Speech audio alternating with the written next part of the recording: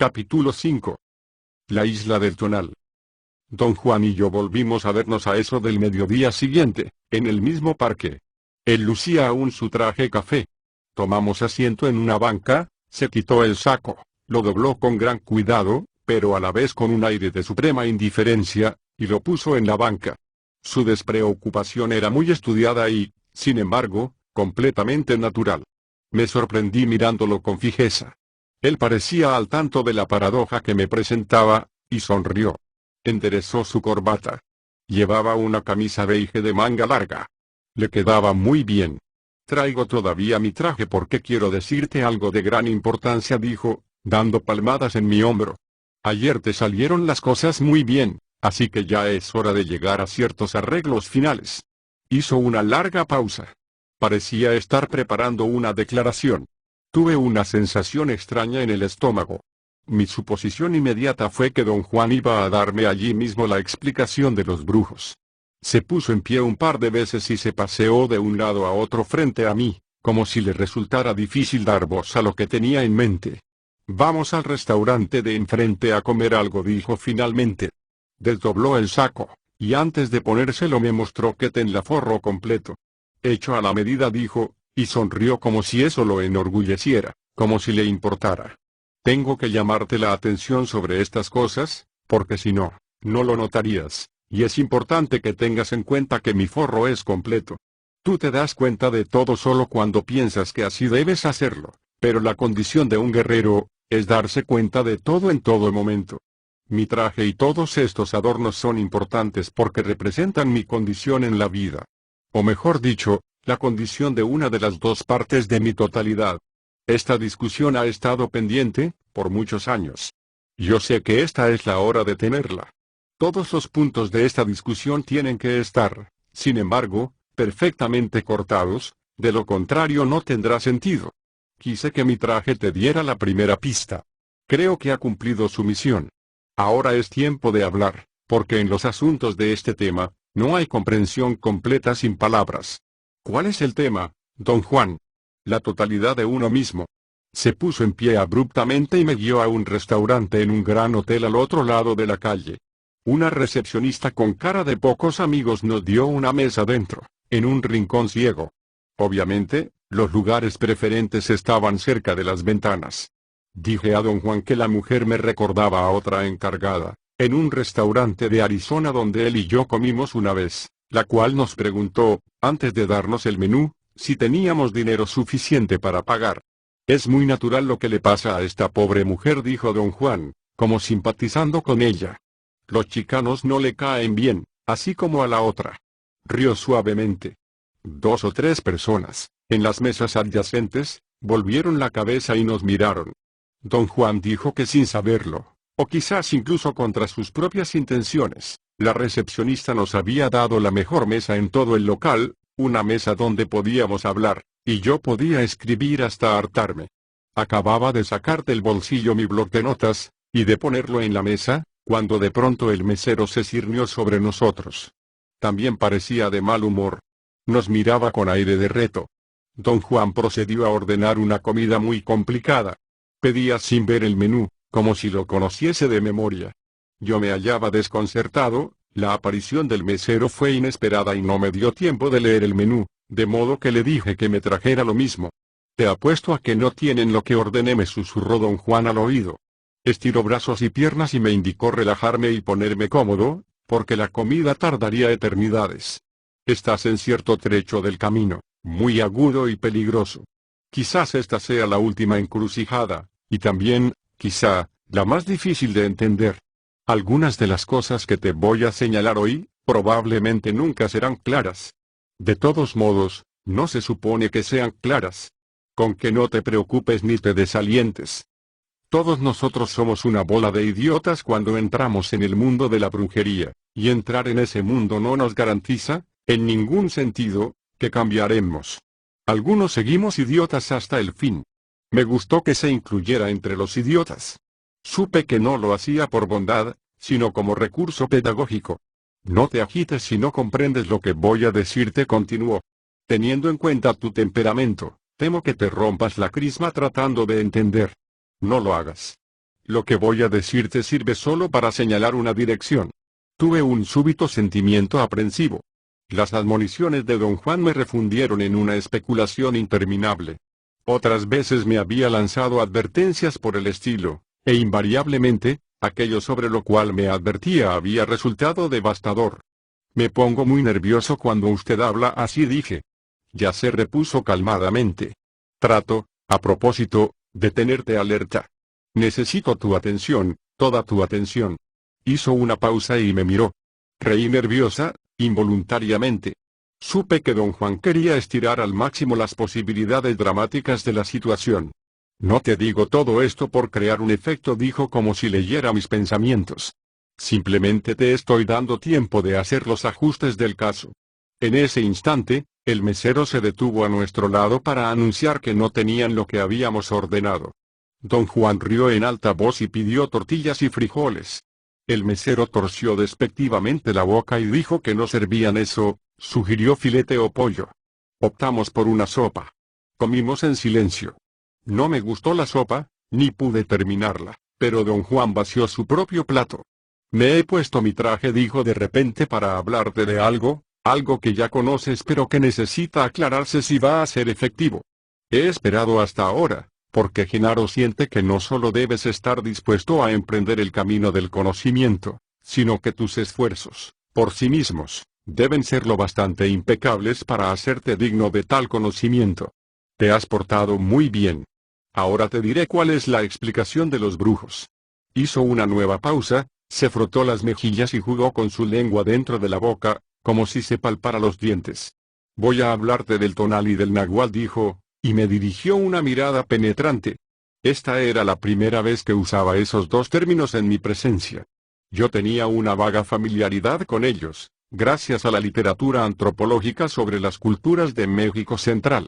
Sabía que el tonal era, según la creencia, una especie de espíritu guardián, generalmente un animal, que el niño obtenía al nacer y con el cual tenía lazos íntimos por el resto de su vida. Nahual era el nombre dado al animal en que los brujos, supuestamente, podían transformarse, o al brujo que efectuaba tal transformación. Este es mi tonal, dijo don Juan, frotándose las manos en el pecho. ¿Su traje? No. Mi persona. Se golpeó el pecho y los muslos y los flancos del costillar. Mi tonal es todo esto. Explicó que cada ser humano tenía dos facetas, dos entidades distintas, dos contrapartes que entraban en funciones en el instante del nacimiento. Una se llamaba tonal y la otra nahual. Le dije lo que los antropólogos sabían acerca de ambos conceptos. Me dejó hablar sin interrumpirme. Bueno, lo que fuera que sepas del tonal y el nahual es pura tontería, dijo. Yo me baso para decir esto en el hecho de que habría sido imposible que alguien te hablara antes de lo que yo te estoy diciendo acerca del tonal y del nahual. Cualquier idiota se podría dar cuenta de que no sabes nada, porque para conocer al tonal y al nahual tendrías que ser brujo y no lo eres. O habrías tenido que hablar de ellos con un brujo, y no lo has hecho. Con que olvídate o tira de lado todo cuanto has oído antes, porque nada de eso se puede aplicar. Era solo un comentario, dije. Alzó las cejas en un gesto cómico. Tus comentarios no tienen cabida hoy, dijo. Esta vez necesito tu atención completa, puesto que te voy a presentar al tonal y al nahual. Los brujos tienen un interés único y especial en ese conocimiento. Yo diría que el tonal y el nahual están en el reino exclusivo de los hombres de conocimiento. En tu caso, esta es la tapa que cierra todo cuanto te he enseñado. De allí que he esperado hasta ahora para hablarte de esto. El tonal no es el animal que custodia a una persona. Yo más bien diría que es un guardián que puede representarse como animal. Pero eso no es lo importante. Sonrió y me guiñó un ojo. Ahora estoy usando tus palabras, dijo. El tonal es la persona social. Rió, supongo que al ver mi desconcierto. El tonal es, y con derecho, un protector, un guardián que la mayoría de las veces se transforma en guardia. Jugueteé con mi cuaderno. Trataba de prestar atención a lo que don Juan decía. Él rió y remedó mis movimientos nerviosos. El tonal es el organizador del mundo, prosiguió. Quizá la mejor forma de describir su obra monumental, es decir que en sus hombros descansa la tarea de poner en orden el caos del mundo. No es un absurdo sostener, como lo hacen los brujos, que todo cuanto sabemos y hacemos como hombres, es obra del tonal. En este momento, por ejemplo, lo que se ocupa de dar sentido a nuestra conversación es tu tonal. Sin él solo habría sonidos raros y muecas y no comprenderías nada de lo que te digo. Yo diría, pues, que el tonal es un guardián que protege algo muy, pero muy valioso, nuestro mismo ser. Por lo tanto, una cualidad nata del tonal es la de ser astuto y celoso con su obra. Y como lo que hace es efectivamente la parte más importante de nuestras vidas, no es del nada extraño que al fin y al cabo se convierta, en cada uno de nosotros, de guardián en guardia. Se detuvo y me preguntó si comprendía. Maquinalmente asentí con la cabeza, y él sonrió con aire de incredulidad. Un guardián es magnánimo y comprensivo, explicó. Un guardia, en cambio, es un vigilante intolerante y, por lo siempre, un déspota. Yo diría que en todos nosotros el tonal se ha hecho un guardia insoportable y déspota, cuando debería ser un guardián magnánimo. Yo definitivamente no seguía el hilo de su explicación. Oía y escribía cada palabra, y sin embargo parecía hallarme atorado en algún diálogo interno por mi propia cuenta. Me resulta muy difícil captar su idea, dije. Si no te enredaras en hablar contigo mismo, no tendrías líos, dijo él en tono cortante. Su observación me lanzó a un largo parlamento explicativo. Finalmente recapacité, y ofrecí disculpas por mi insistencia en defenderme. Sonrió e hizo un gesto que parecía indicar que mi actitud no lo había demolestado en realidad. El tonal es completamente todo lo que somos, prosiguió. Nombra cualquier cosa. El tonal es todo eso para lo cual tenemos palabras. Y como el tonal está hecho de sus propios hechos, todas las cosas, por lo visto, tienen que caer bajo su dominio. Le recordé su definición del tonal como la persona social, un término que yo mismo había usado ante él para significar un ser humano como producto final de los procesos de socialización. Señalé que, si el tonal era ese producto, no podía serlo todo, como él decía, porque el mundo en torno nuestro no era el producto de la socialización. Don Juan me recordó, a su vez, que mi argumento no tenía base para él, y que, mucho tiempo antes, ya él me había explicado el tema de que el mundo no existe de por sí, y que aquello que atestiguamos es solo una descripción del mundo, la cual aprendemos a visualizar y a dar por sentada. El tonal es todo cuanto conocemos, dijo. Yo creo que esto, por sí solo, es razón suficiente para que el tonal sea un asunto tan imponente. Calló por un momento. Parecía, a las claras, esperar comentarios o preguntas, pero yo no tenía ninguna. Sin embargo, me sentía obligado a pronunciar una pregunta, y luché por formular alguna que fuese apropiada. Fracasé. Sentí que las admoniciones con que él inició nuestra conversación habían servido, tal vez, como antídoto contra cualquier inquisición por parte mía. Experimentaba una curiosa insensibilidad. No podía concentrarme ni ordenar mis ideas. De hecho, me sentía y me sabía, sin el menor lugar a dudas, incapaz de pensar, y de esto mismo tomaba conocimiento sin ayuda del raciocinio, si tal cosa era posible. Miré a don Juan. Tenía los ojos fijos en la parte media de mi cuerpo. Alzó la mirada y mi claridad mental retornó en el acto. El tonal es todo cuanto conocemos, repitió lentamente. Y eso no solo nos incluye a nosotros, como personas, sino a todo lo que hay en nuestro mundo. Puede decirse que el tonal es todo cuanto salta a la vista. Lo empezamos a cuidar desde el momento de nacer.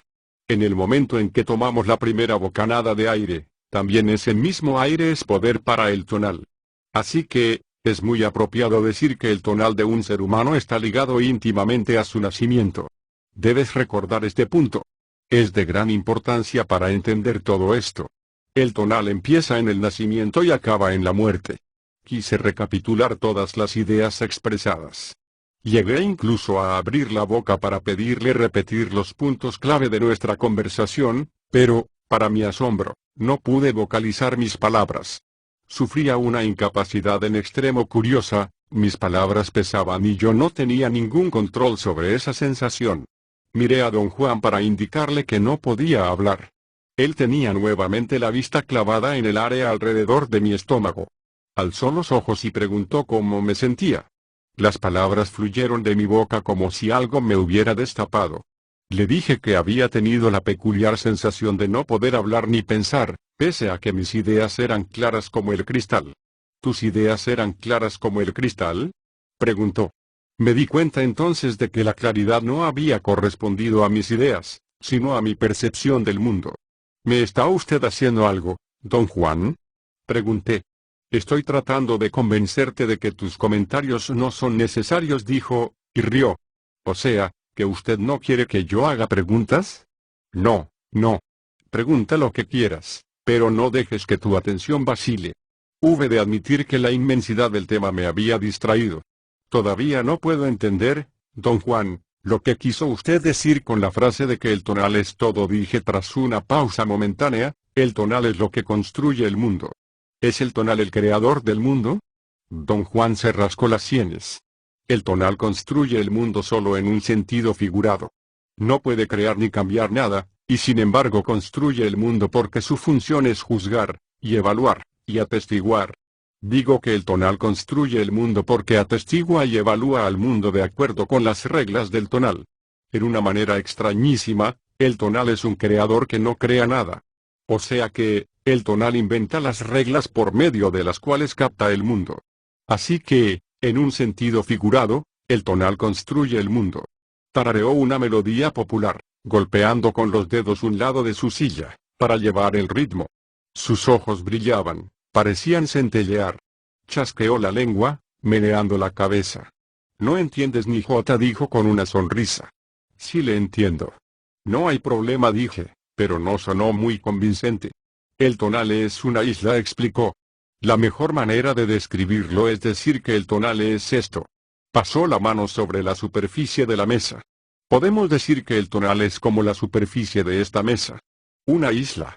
Y en la isla tenemos todo. Esta isla es, de hecho, el mundo.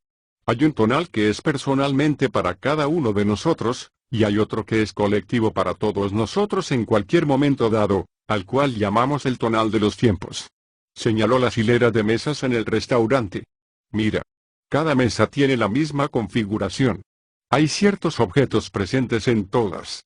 Sin embargo, son individualmente distintas entre sí. Algunas mesas están más llenas que otras, tienen diferente comida, diferentes platos, diferente atmósfera, pero tenemos que admitir que todas las mesas en este restaurante son muy semejantes. Lo mismo pasa con el tonal. Podemos decir que el tonal de los tiempos es lo que nos hace semejantes, en la misma forma en que hace semejantes todas las mesas en este restaurante.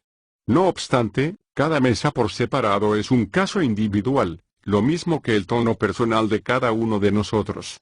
Pero el factor importante que hay que tener en cuenta, es que todo cuanto conocemos de nosotros mismos y de nuestro mundo está en la isla del tonal.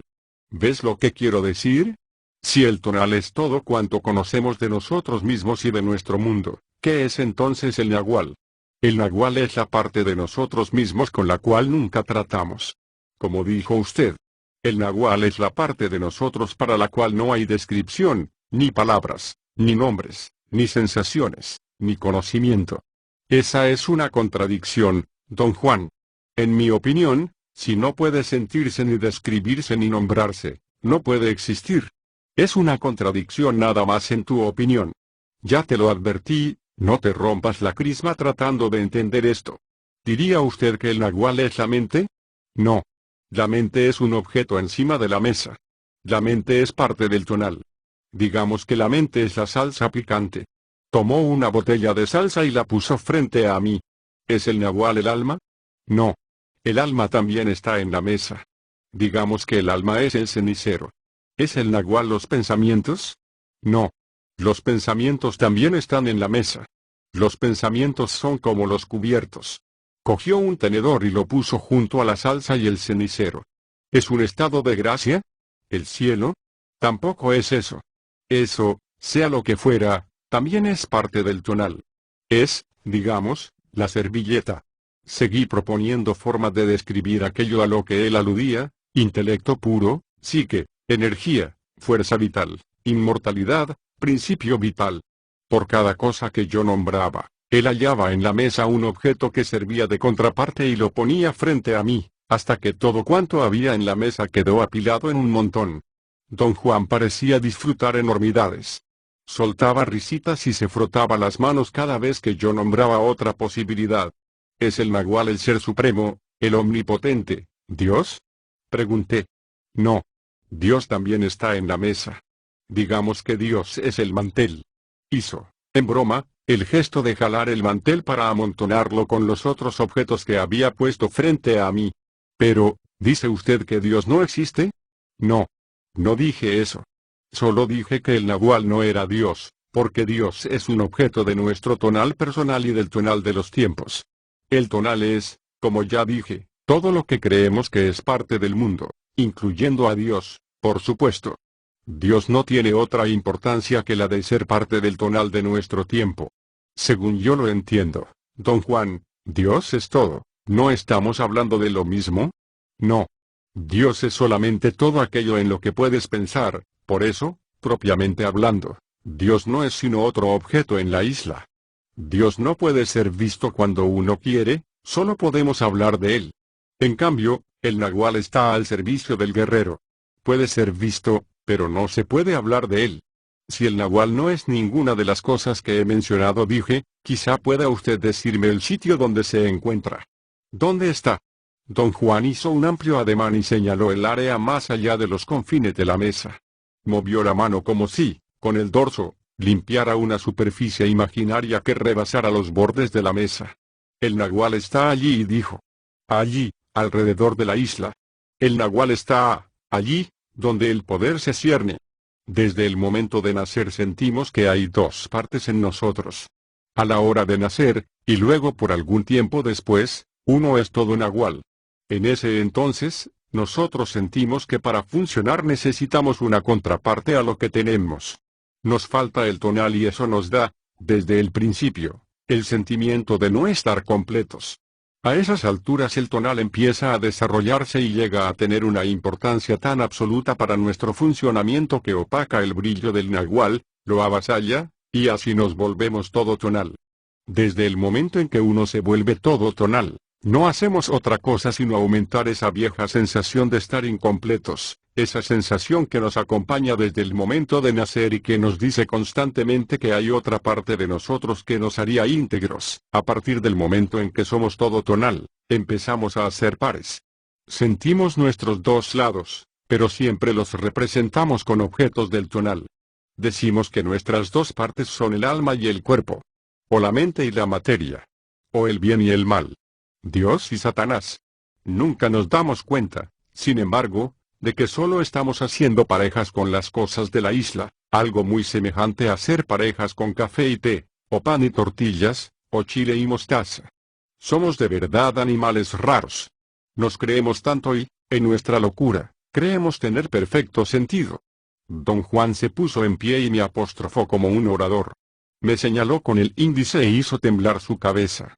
El hombre no se mueve entre el bien y el mal, dijo en un tono hilarantemente retórico, tomando el salero y el pimentero en ambas manos.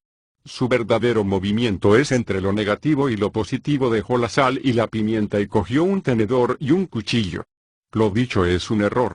No hay movimiento ninguno, continuó como si se respondiera a sí mismo. El hombre es solo mente. Cogió la botella de salsa y la puso en alto.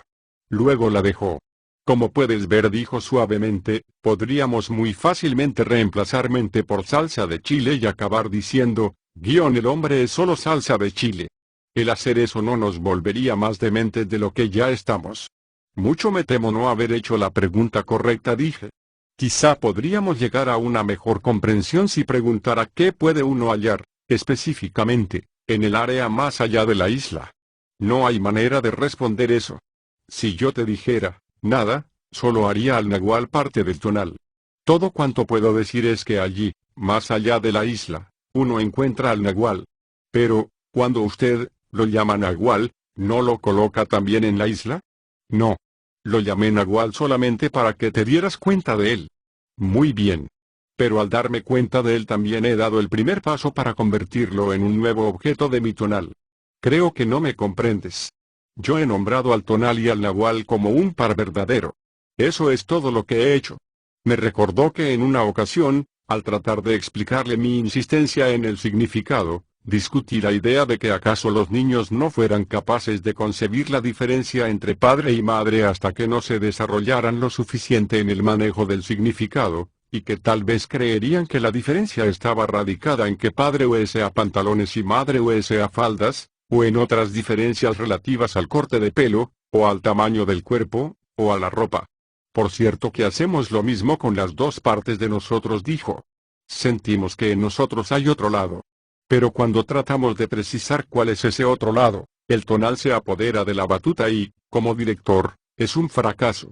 Es tan mezquino y celoso que nos deslumbra con su astucia y nos fuerza a destruir el menor indicio de la otra parte del par verdadero, el nahual.